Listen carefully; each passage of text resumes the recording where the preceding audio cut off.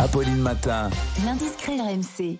Les indiscrets, le rendez-vous du service politique d'RMC incarné par Cyprien Pézeril ce matin. Bonjour Cyprien. Bonjour Charles. On parle ce matin de Jordan Bardella, le président par intérim du Rassemblement National qui a décidé de prendre la plume. Et oui, c'est une indiscrétion RMC. Oui, Jordan Bardella a passé une bonne partie de son été entre le Var et l'Italie. Sur son premier livre, il a pour l'instant écrit une centaine de pages, pas encore de titres, ni même de contrat définitivement signé avec une maison d'édition.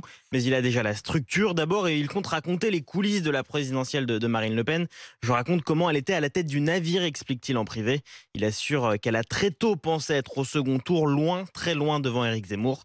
Et puis Jordan Bardella compte s'attarder aussi sur les clivages politiques de demain, entre selon lui l'ordre et le désordre. Un livre aussi pour en dire un petit peu plus sur lui-même, dit que c'est un de ses proches. Il n'est pas seulement une machine de plateau télé, il est profondément humain et il faut que ça se sache, voilà ce qu'il m'assure. Et qu'est-ce qu'on en pense au sein de son parti, au sein du Rassemblement National ? Un nouveau député RN me dit c'est un peu vieux jeu d'écrire un bouquin. Ce député RN, il le soutient quand même. Il espère, je cite, que ça lui permettra de gagner en maturité intellectuelle. Jordan Bardella, il a 26 ans. En revanche, chez les anciens du RN, passés chez Éric Zemmour, on attaque. Ah bon, il sait écrire, Jordan, fait mine de s'interroger l'un d'eux.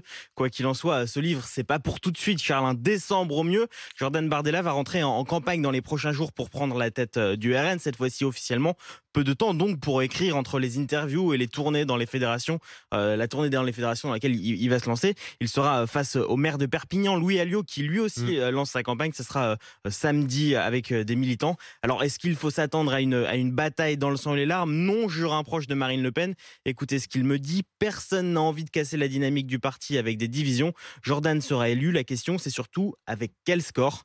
Réponse donc le 5 novembre avec le congrès du RN à Paris et ce sera très probablement à la Mutualité française. Et vous nous parliez donc de ce livre qu'est en train d'écrire Jordan Bardella. A priori, il y a d'autres livres politiques qui doivent sortir à la rentrée. Oui, qui sont un peu plus avancés, comme celui de François Hollande, Bouleversement de points pour comprendre la nouvelle donne.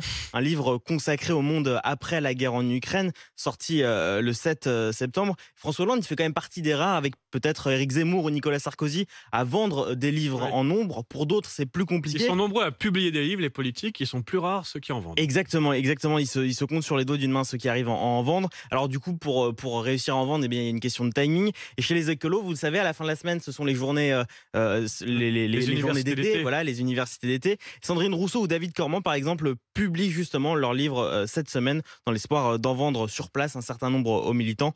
Un député NUPES s'amuse quand on lui parle justement, comme vous, de tous ces ouvrages. Écrire un bouquin quand on est politique, c'est juste un prétexte pour être invité sur les plateaux télé. Mais encore faut-il avoir quelque chose à dire. Voilà pour ce petit tacle. On se verra donc, enfin vous surveillerez pour nous cette rentrée politique et littéraire. Il est 8h39 sur RMC Story, c'est l'heure des meilleurs moments d'Apolline Matin.